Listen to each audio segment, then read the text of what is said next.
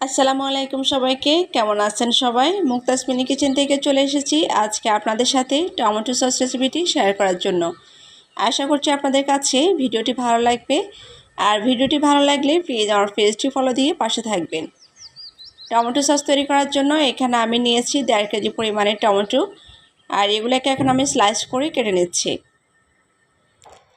বাজারে যেহেতু এখন অ্যাভেলেবেল টমেটো পাওয়া যাচ্ছে, সেক্ষেত্রে আপনারা চাইলে খুব সহজভাবে বাসায় টমেটো সসটা তৈরি করে নিতে পারেন।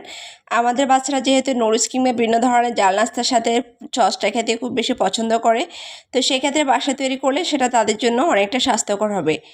টমেটোগুলো কুচি করে নেওয়ার পরে এখানে আমি দিয়ে দিচ্ছি 7 থেকে 8টার মতো লাল গোটা মরিচ, দিয়ে দিচ্ছি 3 কোষ রসুন, এরপর দিয়ে দিচ্ছি কয়েক টুকরো আদা, আর দিচ্ছি 2 টুকরো দারুচিনি, কয়েকটা লং। এখন দিয়ে দিচ্ছি মিডিয়াম সাইজের 2টা পেঁয়াজ কুচি এবং হাফ কাপ পানি দিয়ে আমি টমেটোগুলো ভালো করে সিদ্ধ করে নেব চুলায় মিডিয়াম হাই হিটে। তবে খেয়াল রাখতে হবে টমেটোগুলো খুব বেশিক্ষণ সিদ্ধ করা যাবে না, সেক্ষেত্রে কালারটা ফ্যাকাশে হয়ে যাবে, সসটাও ভালো হবে না।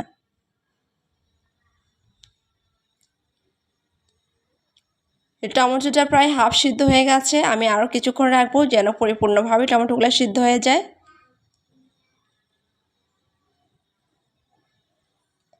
এখন দেখতে পাচ্ছেন টমেটোগুলো একেবারে পারফেক্টলি সিদ্ধ হয়ে গেছে।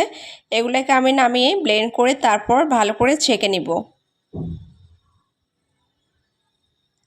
আর ব্লেন্ড করে ছেঁকে নেওয়ার পরে দেখতে পাচ্ছেন কতটা সুন্দরভাবে টমেটো পিউরিটা তৈরি হয়ে গেছে। এখন এখানে টমেটো সসের সাথে আমি অ্যাড করব কর্নফ্লাওয়ার, সেজন্য এগুলো একটু গুলিয়ে আমি একপাশে রেখে দিব। এখানে আমি অ্যাড করছি 2 টেবিল চামচ পরিমাণের মতো হোয়াইট ভিনেগার। তো টমেটো সসটা তৈরি করার জন্য আমি চুলায় টমেটো পিউরিগুলো উঠিয়ে দিচ্ছি। আর এখানে অ্যাড করছি 1 টেবিল চামচ পরিমাণ লাল গুঁড়া মরিচ, সেই সাথে দিয়ে দিচ্ছি স্বাদ মতো লবণ। দিয়ে এগুলোকে অনবরত নাড়তে হবে, না হলে কিন্তু কড়াইয়ের নিচ থেকে লেগে যাওয়ার সম্ভাবনা থাকে। দিয়ে দিচ্ছি হাফ কাপ পরিমাণ চিনি। চিনিটা টমেটোর টক কেমন হবে তার উপর ডিপেন্ড করবে। আর যদি বেশি হয় তাহলে চিনিটা একটু বেশি লাগবে, যদি টক কম হয় সেক্ষেত্রে চিনিটা কম লাগবে। আপনারা আপনাদের পছন্দ অনুযায়ী ব্যবহার করবেন। এখন এখানে আমি দিয়ে দিচ্ছি 1/4 কাপ হোয়াইট ভিনেগার।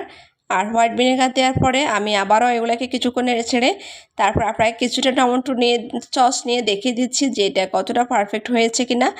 তো দেখতে পাচ্ছেন যে এটা আসলে একেবারে পারফেক্ট হয়নি এখনও সসটা। এখন এখানে আমি ব্যবহার করব আগে থেকে গুলে রাখা যে কর্নফ্লাওয়ার আছে সেগুলা।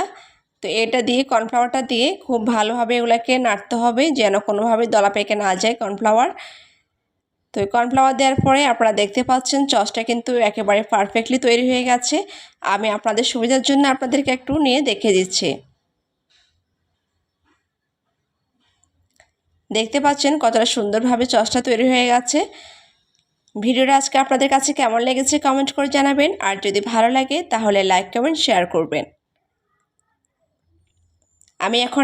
আমি চুলাটা বন্ধ করে দিয়েছি, আর এগুলো ঠান্ডা হওয়ার পরে কাঁচের একটা বোতলে ভরে আমি এগুলোকে ফ্রিজে রেখে দেব। আপনারা কিন্তু এভাবে টমেটো সস তৈরি করে ফ্রিজে রেখে দীর্ঘদিন পর্যন্ত ব্যবহার করতে পারবেন। দেখতে পাচ্ছেন সসটা কতটা সুন্দর হয়েছে। তো ভিডিওটা আজকে আমি এখানে শেষ করে দিব, পরবর্তী ভিডিও নিয়ে আবারও হাজির হয়ে যাব আপনাদের সাথে। সে পর্যন্ত ভালো থাকবেন, সুস্থ থাকবেন, আল্লাহ হাফেজ।